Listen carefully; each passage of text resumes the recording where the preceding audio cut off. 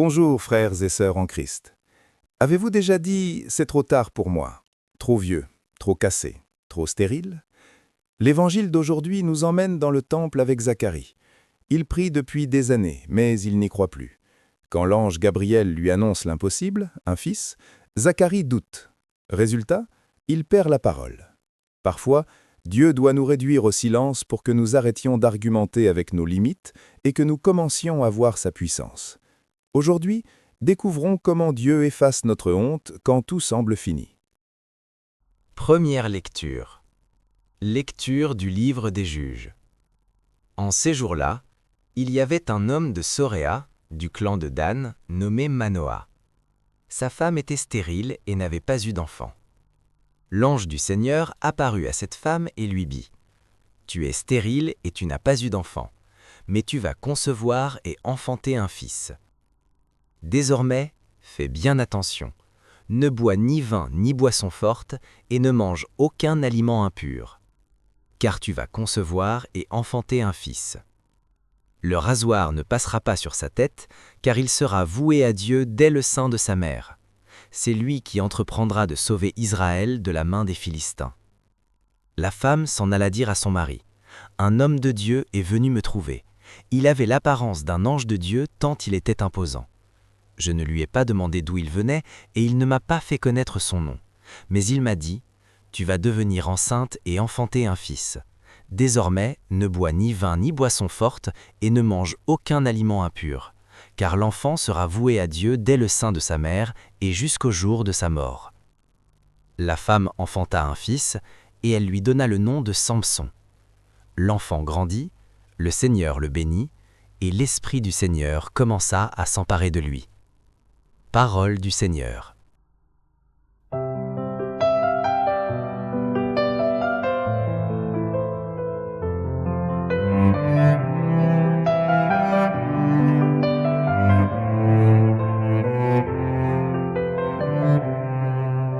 Je n'ai que ta louange à la bouche tout le jour, ta splendeur. Je n'ai que ta louange à la bouche tout le jour, ta splendeur.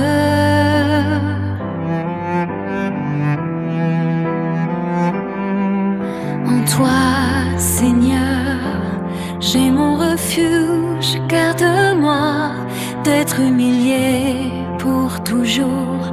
Dans ta justice, défends-moi, libère-moi, tends l'oreille vers moi et sauve-moi. Je n'ai pas ta louange à ma bouche tout le jour, ta splendeur.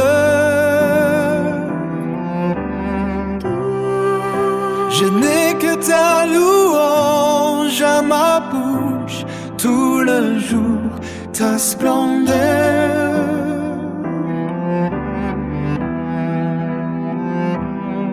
Sois le rocher qui m'accueille, toujours accessible. Tu as résolu de me sauver, ma forteresse et mon roc, c'est toi.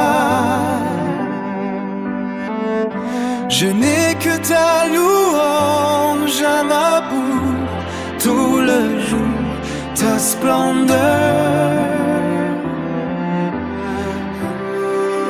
Je n'ai que ta louange à ma bouche tout le jour, ta splendeur.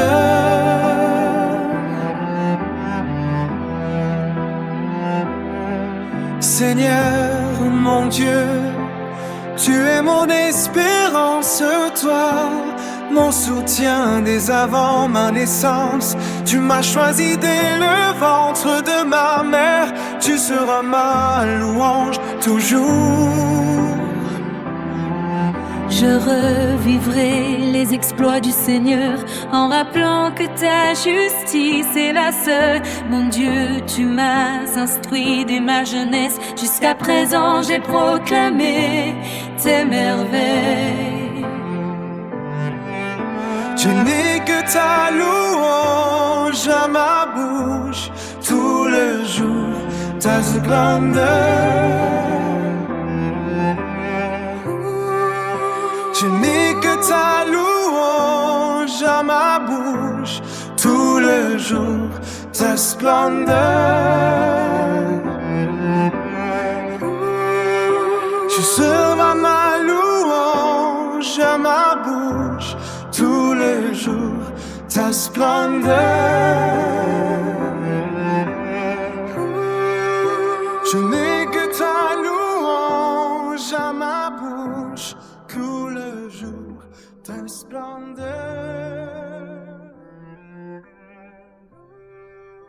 Je n'ai que ta louange à ma bouche.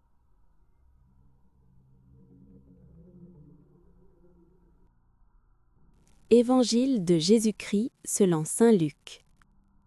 Il y avait, au temps d'Hérode le Grand, roi de Judée, un prêtre du groupe d'Abia, nommé Zacharie. Sa femme aussi était descendante d'Aaron. Elle s'appelait Élisabeth. Ils étaient l'un et l'autre des justes devant Dieu. Ils suivaient tous les commandements et les préceptes du Seigneur de façon irréprochable. Ils n'avaient pas d'enfants, car Élisabeth était stérile, et de plus, ils étaient l'un et l'autre avancés en âge. Or, tandis que Zacharie, durant la période attribuée aux prêtres de son groupe, assurait le service du culte devant Dieu, il fut désigné par le sort, suivant l'usage des prêtres, pour aller offrir l'encens dans le sanctuaire du Seigneur. Toute la multitude du peuple était en prière au dehors, à l'heure de l'offrande de l'encens. L'ange du Seigneur lui apparut, debout à droite de l'autel de l'encens. À sa vue, Zacharie fut bouleversé, et la crainte le saisit. L'ange lui dit : « Sois sans crainte, Zacharie, car ta supplication a été exaucée. Ta femme Élisabeth mettra au monde pour toi un fils, et tu lui donneras le nom de Jean. Tu seras dans la joie et l'allégresse, et beaucoup se réjouiront de sa naissance. Car il sera grand devant le Seigneur. Il ne boira pas de vin ni de boisson forte, et il sera rempli d'Esprit Saint dès le ventre de sa mère. Il fera revenir de nombreux fils d'Israël au Seigneur leur Dieu. Il marchera devant en présence du Seigneur, avec l'esprit et la puissance du prophète Élie, pour faire revenir le cœur des pères vers leurs enfants, ramener les rebelles à la sagesse des justes, et préparer au Seigneur un peuple bien disposé. Alors Zacharie dit à l'ange : « Comment vais-je savoir que cela arrivera ? Moi, en effet, je suis un vieillard, et ma femme est avancée en âge. » L'ange lui répondit : « Je suis Gabriel, et je me tiens en présence de Dieu. J'ai été envoyé pour te parler, et pour t'annoncer cette bonne nouvelle. Mais voici que tu seras réduit au silence, et jusqu'au jour où cela se réalisera, tu ne pourras plus parler, parce que tu n'as pas cru à mes paroles. Celles-ci s'accompliront en leur temps. » Le peuple attendait Zacharie, et s'étonnait qu'il s'attarde dans le sanctuaire. Tant il sortit, il ne pouvait pas leur parler, et ils comprirent que dans le sanctuaire il avait eu une vision. Il leur faisait des signes et restait muet. Lorsqu'il eut achevé son temps de service liturgique, il repartit chez lui. Quelque temps plus tard, sa femme Élisabeth conçut un enfant. Pendant 5 mois, elle garda le secret. Elle se disait : « Voilà ce que le Seigneur a fait pour moi, en ces jours où il a posé son regard pour effacer ce qui était ma honte devant les hommes. » Parole du Seigneur. Bonjour à toutes et à tous et bienvenue, c'est un plaisir de se retrouver pour notre méditation sur la parole du jour. Nous sommes aujourd'hui le 19 décembre 2025, le vendredi de la 3e semaine de l'Avent. Et vous allez voir, alors que Noël se rapproche à grands pas, la liturgie nous propose un parallèle fascinant entre 2 histoires d'attente, 2 histoires de promesses. Alors, le thème qui nous réunit aujourd'hui, il est vraiment puissant. Imaginez un peu, 2 femmes, stériles, 2 messages qui viennent du ciel, portés par des anges. Et au bout du compte, une seule et unique espérance. L'espérance que Dieu peut agir, même là où, humainement, tout semble complètement bloqué. On commence tout de suite avec notre première lecture, tirée du livre des Juges. On y fait la connaissance d'un couple, Manoah et sa femme. Et leur histoire, elle est marquée par une grande souffrance, celle de ne pas avoir d'enfant. Et c'est précisément dans ce vide, dans cette attente, que l'ange du Seigneur va apparaître. Et regardez bien cette promesse. Ce n'est pas une petite suggestion, non. C'est une véritable affirmation divine. Une parole qui vient littéralement fracasser des années de silence, des années de peine. C'est direct, c'est totalement inattendu, c'est juste bouleversant. Alors attention, cette promesse, elle vient avec un mode d'emploi, si on peut dire. Il y a des conditions bien précises. Cet enfant qui va naître, ce ne sera pas n'importe qui. Comme on le voit ici, il y a 3 règles à suivre, pas d'alcool, pas de rasoir sur sa tête. En fait, il sera consacré à Dieu dès le ventre de sa mère. C'est ce qu'on appelle le vœu de Naziriat.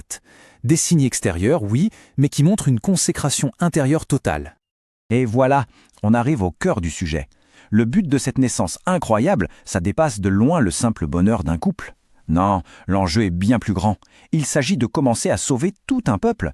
Cet enfant, qui n'est autre que Samson, a une mission. C'est lui qui va commencer à libérer Israël. Maintenant, faisons un bond de plusieurs siècles dans le temps. On passe à l'évangile de Luc. Et vous allez voir, c'est incroyable comme l'histoire trouve un écho. On rencontre un autre couple, Zacharie et Élisabeth, et ils vivent une épreuve qui va nous sembler très très familière. Regardez ce parallèle, c'est vraiment frappant. D'un côté, on a Manoah et sa femme. De l'autre, Zacharie et Élisabeth. Le point commun, la stérilité. Et pour Zacharie et Élisabeth, il y a même une difficulté en plus. Ils sont déjà très âgés. Humainement parlant, on se dit que c'est fini, il n'y a plus aucun espoir. Et pourtant, on nous précise bien que ce sont des justes aux yeux de Dieu. Et là, rebelote, un ange apparaît. C'est l'ange Gabriel cette fois-ci, et pas n'importe où, en plein cœur du temple de Jérusalem. La promesse, vous l'entendez, elle ressemble énormément à la première. Un fils va naître. On a même son prénom, Jean. C'est tout simplement la réponse de Dieu à une prière qu'ils ont dû répéter toute leur vie. Et c'est là que tout bascule. Voilà la grande différence entre les deux histoires. Autant la femme de Manoah semble accueillir la nouvelle, autant Zacharie, lui, il doute, complètement. Face à un événement aussi extraordinaire, c'est sa logique humaine qui prend le dessus. Il demande une preuve, un signe. Au lieu de regarder la puissance de Dieu, il regarde son propre corps, vieux et fatigué. Et la réponse de l'ange ne se fait pas attendre. Elle est à la fois immédiate et très profonde. Zacharie voulait un signe, eh bien il va en avoir un. Mais certainement pas celui auquel il s'attendait. Son doute va être accueilli par le silence. Waouh, ces paroles sont d'une force. Le silence qui est imposé à Zacharie, il ne faut pas le voir juste comme une punition. C'est plutôt la conséquence logique de son manque de foi. Il devient muet, donc incapable d'annoncer la bonne nouvelle qu'il vient pourtant de recevoir. C'est comme si on lui disait « Puisque tu ne crois pas ma parole, tu vas la vivre en silence. Laisse-la mûrir en toi jusqu'à ce que tu la vois se réaliser. » Alors face à ce silence du doute, la liturgie nous propose un contraste saisissant. On va entendre une autre voix, une voix complètement différente. C'est la voix de la foi pure, de la confiance absolue, qu'on trouve dans le psaume d'aujourd'hui. Ici, vous voyez, pas de demande de preuve. Le psalmiste, il ne pose pas de questions. Sa prière, elle commence tout de suite par un acte de foi total. C'est une déclaration « Mon seul refuge, ma seule sécurité, c'est toi, Seigneur ». Et cette confiance, ce n'est pas quelque chose de nouveau qui vient d'apparaître. Non, elle remonte à sa naissance, et même avant. C'est une manière de dire « Je sais que tu as toujours été là, fidèle, depuis le tout début ». C'est une relation qui s'est construite sur toute une vie. Et tout ça, ça aboutit à cette déclaration magnifique. La meilleure réponse qu'on puisse donner à Dieu, finalement, c'est la louange. Une louange de tous les instants. Le contraste avec Zacharie est saisissant, non? D'un côté, on a le silence qui vient du doute, et de l'autre, on a un chant de louange qui ne s'arrête jamais, un chant qui jaillit de la foi. Alors, on a vu ces deux histoires, ces deux naissances miraculeuses. Mais au fond, quel est le lien? Pourquoi ne les raconter l'une après l'autre? Eh bien, c'est parce qu'elles partagent un but commun, une mission qui les dépasse complètement. C'est très simple en fait. Samson et Jean le Baptiste, ce sont tous les deux des sortes de héros, des précurseurs. Samson, lui, il commence une libération très concrète, physique, politique. Jean, lui, va beaucoup plus loin. Il prépare une libération spirituelle, la libération des cœurs, pour accueillir le Seigneur. En gros, leur mission à tous les deux, c'est d'ouvrir la voie pour quelqu'un d'encore plus grand qui arrive derrière. Et voilà, c'est ça la mission de Jean le Baptiste, telle que l'ange Gabriel l'a décrite. Ce n'est pas juste faire une annonce, c'est bien plus. C'est préparer, rendre les cœurs disponibles pour accueillir le Sauveur. Et ça, c'est exactement le sens du temps de l'Avent, n'est-ce pas? Devenir, nous aussi, ce peuple bien disposé. Alors pour finir, cette question nous est retournée. Dans nos vies, face à ce qui nous semble impossible, à nos propres stérilités, comment est-ce qu'on réagit? Est-ce qu'on est plutôt comme Zacharie avec notre doute, ou est-ce qu'on a la confiance folle du psalmiste? En ce temps de l'Avent, c'est une bonne question à se poser. Quelle est la promesse de Dieu qu'on attend au fond? Et surtout, comment est-ce qu'on prépare notre cœur pour vraiment l'accueillir? Zacharie est sorti du temple muet. Ce n'était pas seulement une punition, c'était une grâce. Il avait besoin de 9 mois de silence pour méditer sur le miracle qui grandissait dans le ventre d'Élisabeth. Parfois, nous parlons trop de nos problèmes au lieu de laisser Dieu agir. Votre mission ce vendredi, le jeûne de paroles négatives. Comme Zacharie, gardez le silence sur vos doutes. Si vous avez envie de dire « je n'y arriverai pas » ou « c'est impossible », taisez-vous et remplacez cette parole par une prière intérieure. Prions ensemble. Seigneur, toi qui ouvres le sein stérile, je te confie mes impasses. Pardonne mon incrédulité quand je dis « comment cela se fera-t-il » Impose silence à mes doutes. Remplis-moi de ton Esprit Saint comme Jean-Baptiste, efface ma honte et fais de moi un témoin de ta puissance. Amen.